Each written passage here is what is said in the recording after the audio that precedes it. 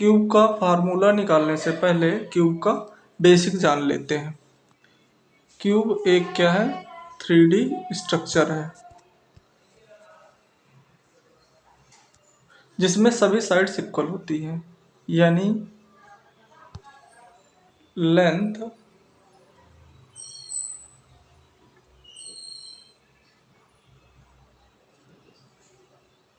Length width और height सभी equal होती है। हम सभी कह सकते हैं ए होगी। अगर इसकी एक साइड ए है तो बाकी की सभी साइड क्या होंगी?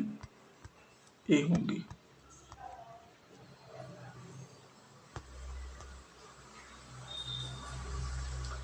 अब बात करते हैं कॉर्नर की। क्यूब में कॉर्नर 8 होते हैं।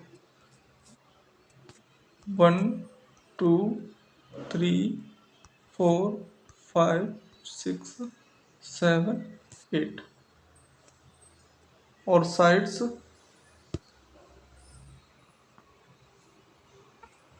12 होती हैं।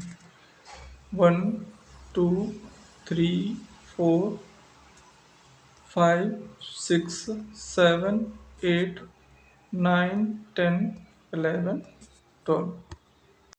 क्यूब में उपस्थित सभी स्क्वायर क्यूब के सरफेस हैं। तो सरफेस कितने मौजूद हैं? 6।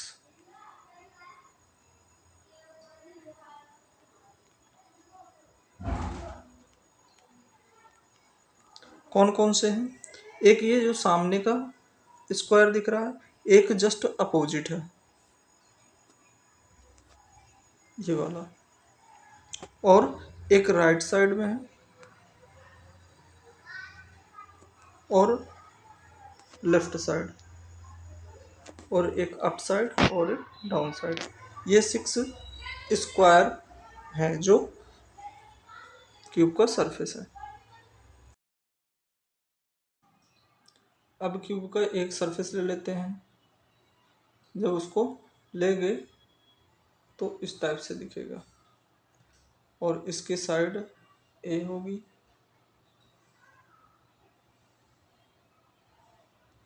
और इधर भी ए होगा। अब इसका एरिया निकालना है। एरिया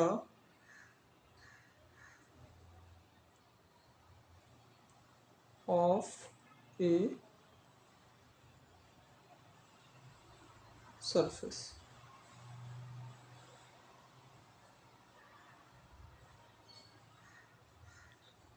कितना होगा? ये स्क्वायर टाइप है तो स्क्वायर के एरिया के बराबर होगा। स्क्वायर का एरिया क्या होता है? साइड का स्क्वायर, यानी ए स्क्वायर। अब क्या करते हैं, ये तो एक सरफेस का एरिया हो गया। अब टोटल सरफेस एरिया निकाल लेते हैं क्यूब का।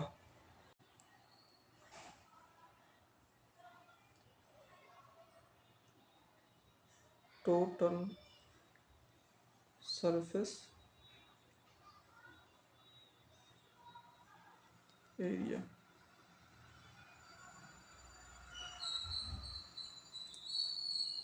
एक सरफेस का एरिया कितना आया है? ए स्क्वायर। टोटल कितने सरफेस है? 6। तो टोटल सरफेस एरिया क्या हो जाएगा? 6 इंटू ए स्क्वायर, यानी 6a square. Total surface area को शॉर्ट फॉर्म में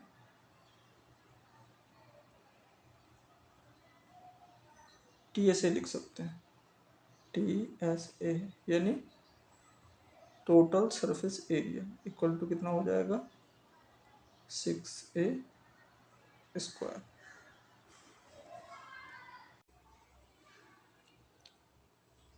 ऊपर और नीचे के सरफेस को छोड़ करके बाकी सरफेस का एरिया को अगर ऐड कर दिया जाए तो वह लैटरल सरफेस एरिया कहलाएगा। Lateral surface area.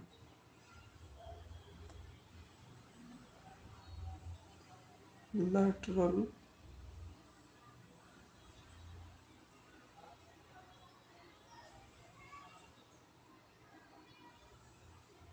Surface area. कौन कौन से पार्ट हटाना है? ये वाले पार्ट का सरफेस एरिया नहीं ऐड करना, ना इस वाले पार्ट का। बाकी साइड के चारों पार्ट का सरफेस एरिया ऐड करना है। एक का कितना है एरिया? ए स्क्वायर। तो कितने हैं इसमें? 4 पार्ट हैं या 4 सरफेस हैं, तो टोटल कितना हो जाएगा? 4a²। तो जो लैटरल सरफेस एरिया होगा क्यूब का वो हो जाएगा 4a²। लैटरल सरफेस एरिया को हम शॉर्ट फॉर्म में LSA लिख सकते हैं। LSA कितना हो जाएगा? 4a²।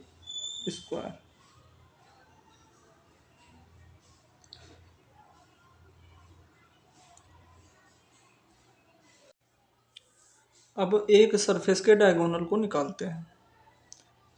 सरफेस कैसा है क्यूब का? स्क्वायर। हमें इसका डायगोनल निकालना है। इधर कितना है? ये ए है और इधर भी ए है। इस स्क्वायर का डायगोनल यहाँ पर होगा। ये स्क्वायर है इसलिए यहाँ पर कितना एंगल होगा? 90 डिग्री। तो इसमें पाइथागोरस थ्योरम यूज हो जाएगी। इसके डायगोनल को मान लेते हैं कि ये D1 है। तो क्या आ जाएगा? D1² बाई पाइथागोरस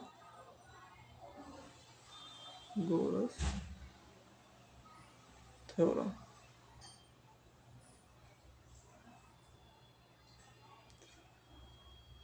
क्या हो जाएगा? D1² equal to A² plus A²।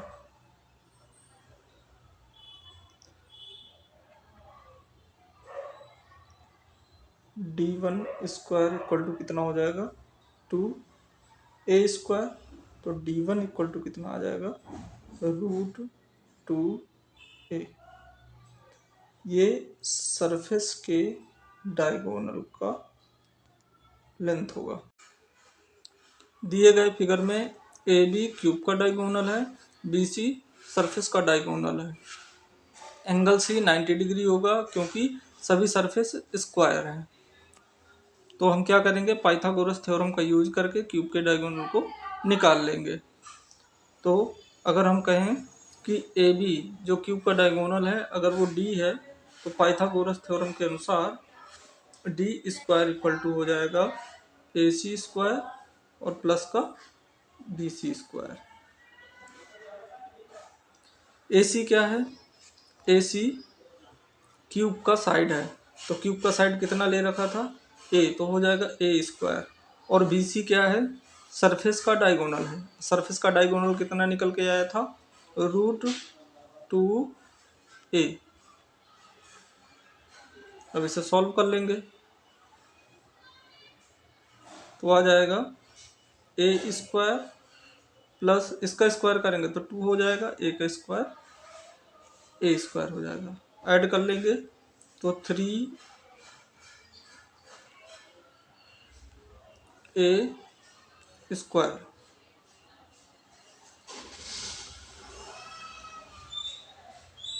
D² equal to कितना आ गया? 3A²। D इक्वल टू कितना आ जाएगा? रूट में 3A। तो ये क्यूब का डायगोनल निकलेगा।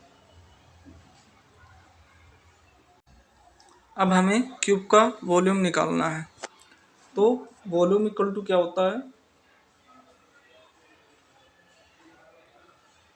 फार्मूला बेस का एरिया और इनटू में हाइट। तो होगा एरिया ऑफ बेस और इनटू में हाइट।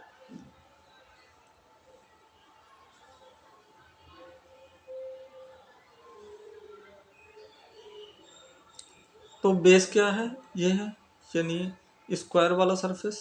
तो स्क्वायर का एरिया कितना था, ए स्क्वायर ऑलरेडी निकाल चुके हैं। और हाइट, हाइट जो है क्यूब की, ये साइड है इसकी ए। तो यहाँ पर कितना आ जाएगा, ये इनटू में ए, जो वॉल्यूम होगा क्यूब का वो निकल के आएगा ए क्यूब। यानी हम अगर साइड का क्यूब कर दें तो क्यूब का वॉल्यूम आ जाएगा।